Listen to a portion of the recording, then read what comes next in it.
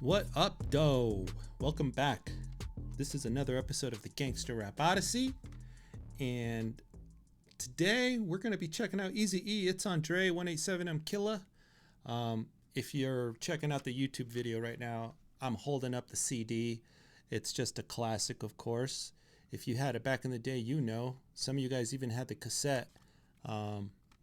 That's how I found it. I had the cassette first. Now, when I first heard the album, the tape, I had the tape. My cousin actually bought the tape. And in that time, I was bumping a lot of Snoop Dogg, Doggy Style, maybe some 2 Live Crew, and NWA, of course. Wasn't really into the Chronic too much. I'm not sure if I just picked a side early, you know, like I'm Ruthless. I ain't listening to that death row shit. But Snoop Dogg is really what got me way back into hip hop and gangster rap back in the day, pulled me back in. And I was like maybe 11 or 12, who knows? I was a kid, man. But when this came out, this changed everything. This was like the new standard of gangster rap of the West Coast. This was a much needed record, the resurgence of Ruthless records, and I had no idea of everything that was going on behind the scenes. We didn't have the internet back then or anything like that, so what we knew we heard on wax. And this was like the next episode, man. There's no Dr. Dre on here. You know, Dr. Dre had long left Ruthless Records at this point, maybe a year or two before, to work on Death Row. But we did have some new producers, specifically Rhythm D, who helped carry the new Ruthless records to the promised land. So if you're watching this on YouTube, I'll just open it up real quick. And if you're not, just bear with me. But we all know what the inside looks like, right? We got the most infamous CD sleeve ever with the expose of Dr. Dre and his obituary from the Easy times, and then some pretty harsh words for our favorite producer, Dr. Dre. Am I right? So, it was hilarious. When I first opened up the cassette, my mind was just blown, like, wow, someone's about to get bitch slapped. And what did I expect? I had no idea, man. All I knew is that Eazy-E was like my favorite rapper back then. Easy Does It. I love that record so much, man. It's nostalgia, but back in the day, it was like the hardest hitting album I ever had, and I loved it. The back of the CD's got some Eazy-E on there, of course, next to a brick wall. The cover art is just one of my favorite covers ever done. It's got Eazy here on a wall. He's pouring out a 40. He's got a shotgun in the back, and he's got another 22 ounce of Old English, puffing a blunt, just wearing the most gangsta attire ever.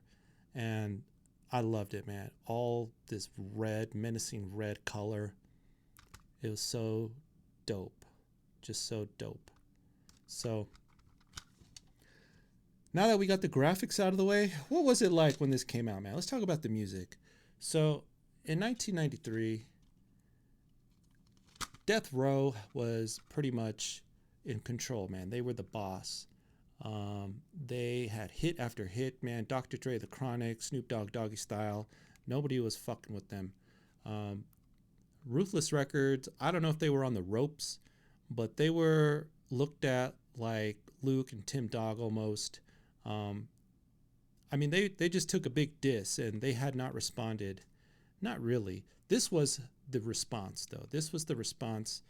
And, we find out, of course, that indeed this lived up to the hype. It was a real dope response, and it was the new era for Ruthless. So let's go ahead and dive in here, man. We're gonna go ahead and go through every track, analyze it. The producers.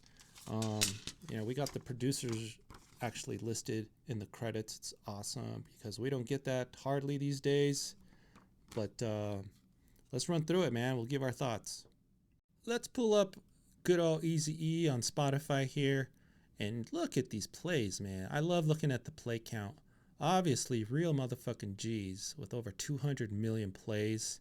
That's still not enough. You could see which songs are the most popular. It really doesn't do it justice on how many times this album has been played around the world, though, of course. But it gives you a good idea what the people like. So let's go ahead and get started here, man. Extra special thanks. This intro was pretty dope. Who's the producer? Oh, Rhythm D. Just happens to be the producer. And Rhythm D, you gotta love him, man. He was like the new producer that was set to, I would say he was set to replace Dr. Dre. I mean, the guy was given a biggest assignment, big assignments on the label. And he was new to us, I love the extra special thanks, the dissing on there. When you first heard it, you were just like mind blown. Eazy-E's voice is just mind blowing, man. When you hear a new lyric or a new song by Eazy-E, it's just like, damn, that's that shit, man, right there. You love it. You gotta love it. Great intro. Extra special thanks. Then we get to Real Motherfucking G's. Everybody loves this song, man. Kids these days on YouTube are still studying it. They're having their first reactions to it like they never heard it. It's just a timeless record. It's just a timeless track. The beat hits so hard. The lyrics hit hard.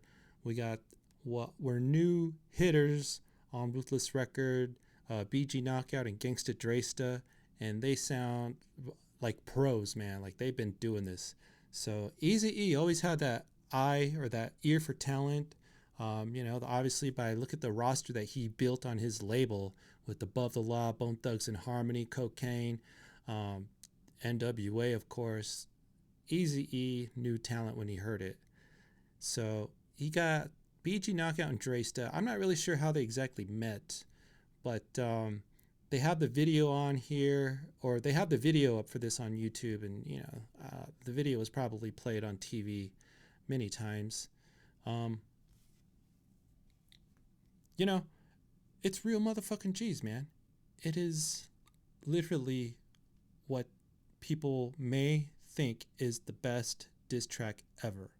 And they might be right. Is it? You can put it up there with Ether and No Vaseline for sure, or even Hit 'Em Up, It's definitely like the template, the clinic for a diss track. And Death Row, Dr. Dre gave him easy material, I'd have to say. You gotta love it though, man. He just came out swinging.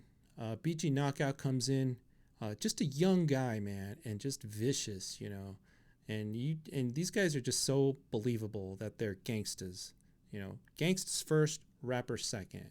That's what all three of these guys were. And Gangsta Dresta, big guy, walks with the limp, whatever. Just an OG, man. Just an OG. Real motherfucking G's. Great track. One of the best ever made. Best diss tracks ever made. And it's a badass track too. So we got Any Last Words here. That's track number 3. Produced by our homie Big Hutch, Cold 187'em. He's mostly on the hook with Cocaine. And the beat, of course, is some classic G-Funk. That real G-Funk shit that Hutch made. This is very underrated track, man. It's underrated. Eazy-E really gets to flowing here. I'm pretty sure Hutch wrote the lyrics for this. I don't know who wrote the lyrics for everything, but I'm looking at the credits here. It doesn't really say who wrote the songs. I'm willing to bet that Shaky, Dirty Red, or maybe Gangsta Dresta wrote most of these songs. I might have to do some research with that. We'll see, though. Any last words, though? This is one of the longest tracks on here, and it's just a classic track. I love when you can just get Eazy-E in his element, you know, just being able to be a gangster, killing 100 people like nothing. That's the Eazy-E we want, man. And the same goes on with Still. I love that record. It's the same thing like Any Last Words almost. Less it's more it's slow though. It's like more slow. Um, but it's just what the album needed.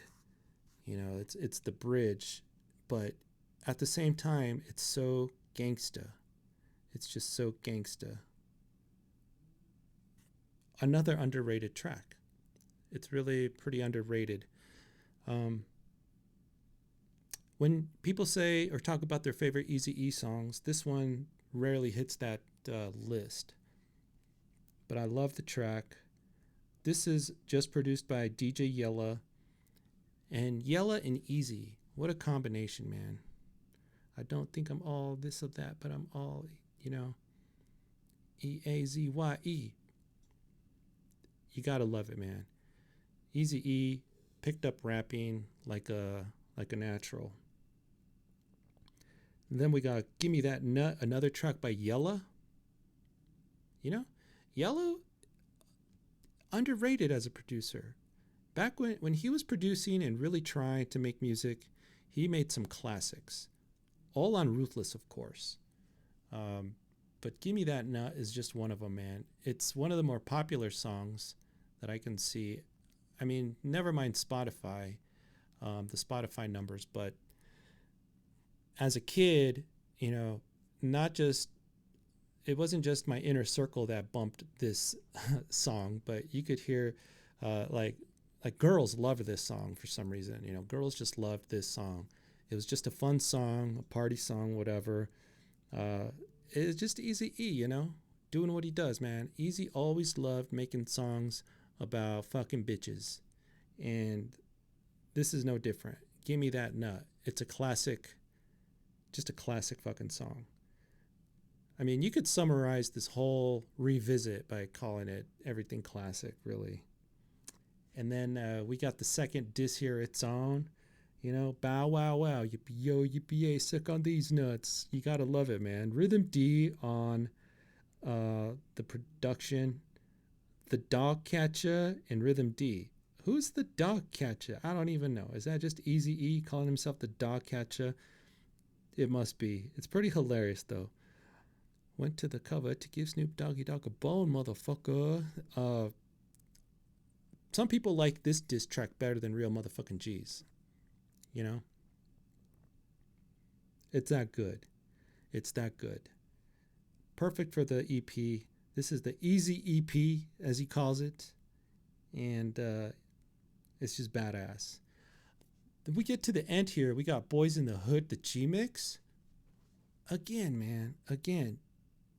This track, some people like it even better than the OG Boys in the Hood. This is Dr. Jam on the beat, and he just kills it on here. Dr. Jam he was just a great producer back in the day. Let's pull out the wiki here and look up Dr. Jam, huh? Let's see if we can find what he's been working on. So, Shock of the Hour, of course. Villain in Black, of course. Oh man, I swear there was something that I just heard that I just loved that Dr. Jam produced, and I can't even remember it, man. It's gonna haunt me, man, until I figure it out. Either way, Dr. Jam, countless songs. He's a badass. He had the homework assignment of making the remix of this track and legitimately made it arguably better. Legitimately, arguably. How do you like that? Better. But I love the song. It's nice and long, you know, 'cause it just doesn't get old, you know. And then for the finale, the longest song of them all, Down to the Last Roach. And this is a fun song, you know. This is Eazy and Dirty Red here. They go and BG Knockout actually. Here's the featuring. It says Mr. Roach Clip, BG Ashtray, Shaky. So Eazy-E, Shaky, BG Knockout, and Madness for Real on the beat here. Madness for Real did some dope ass shit on Villain in Black. Um, how about that roster that Ruthless Records had of producers? You know, you thought that they'd be starving after Dre left, but on this record alone, we got Rhythm D, we got Madness for Real, we got Dr. Jam, and oh yeah, DJ Yella. Oh, and oh yeah, Cold 187 them. Man, what a trip, man. He's got like a dream team of producers. No complaints, man. No complaints. No one's starving. It's just a dream team of producers. And that's one thing that really gets overlooked about this EP, I think, is the dream team of ruthless producers that we had. And man, if things would have just kept going, I can't even imagine how dope the music would have been. Gotta love it, man. Gotta love it. It's a classic CD. The last song is funny, though. Their voices are all switched up, of course, as you know. And it's just a lot of fun, you know. They're just talking about smoking weed. One of the first weed songs that I heard Eazy-E do, really, like all entirely dedicated to weed. And there you have it, you know. So as a 12-year-old or whatever I was, like wow, learning about weed, learning about drinking 40s, all this good shit, you know. I was probably like 14, 15 maybe, I bet. Yeah, I'd have to do the math. I think 15. Either way, much too young to be smoking weed, but there I was, you know, imagining it and thinking about learning about it, you know, just learning about all this street shit. And me, I'm just this little Latino in a small town, you know, I don't know shit, but I'm learning it from good old Eazy-E, Uncle Eazy. So all in all, you know, let's talk about a few points here. So does the record swing back? Yes, it swings back at Dr. Dre for sure and Death Row. It's exactly what Ruthless Records needed at this point. I wouldn't say they were on the ropes, but they really needed a hit. 5150 was pretty dope, but it wasn't this, you know. It wasn't what we wanted from Eazy-E. And actually, Eazy-E rarely ever gave us what we wanted, you know. Even straight off the streets of motherfucking Compton, he had already passed away. So we got what we wanted, but the circumstances were just weird. But Eazy Does It, you know, his first full-length album. That's probably where we got all the Eazy we could have ever wanted. And after that, he just left us wanting more. But we loved everything we got, that's for sure. So God rest his soul, Eazy-E. This album, completely dope. It's obviously easily a 10. Maybe one of the greatest EPs. I was listening to the Thuggish Ruggish Bone. That's a great EP as well, man. I don't know. If I had to put them together against each other, which one wins, huh? I think Eazy-E has the edge, honestly. Even though Eazy-E's on that Bone record. So whatever, you know. It's a win-win. What do you guys think about this record? Do you remember the first time that you heard this record? And where was it? Did you get the tape, or did you have the CD, or did you just hear it online for the first time? You guys let me know in the comments, all right? This is easily a 10, man. I would give it, not only am I going to give it a 10, but I'm going to give it 10 40s of Old E. That's a play on the CD cover for anyone who's slow. Nah, I'm fucking with you guys. But definitely 10. And get this album if you ain't got it. You could find it on eBay even, man. I found it on eBay, and it wasn't expensive, really. So it's a classic to have, and you know it's all on Spotify and all that good shit. I'm not sure there's anything else to say about this classic. Hey, check out the podcast on our YouTube channel or on Apple Podcasts or Spotify. Hit the subscribe. We're on a new app called Swell, where I do the 5-minute Gangsta Daily. and I just talk about a record for less than 5 minutes, man. Trying to do that every day. I doubt that'll happen, but so far, I've done about 4. It's pretty dope. Y'all check that out. And then Ruthless Radio coming at you.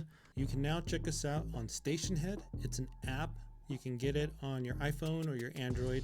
But Stationhead, we got Ruthless Radio on there, just playing the Ruthless classics and the hidden gems from your boy here. Follow us on the app and just check us out, man. All right, that's going to do it. Peace out.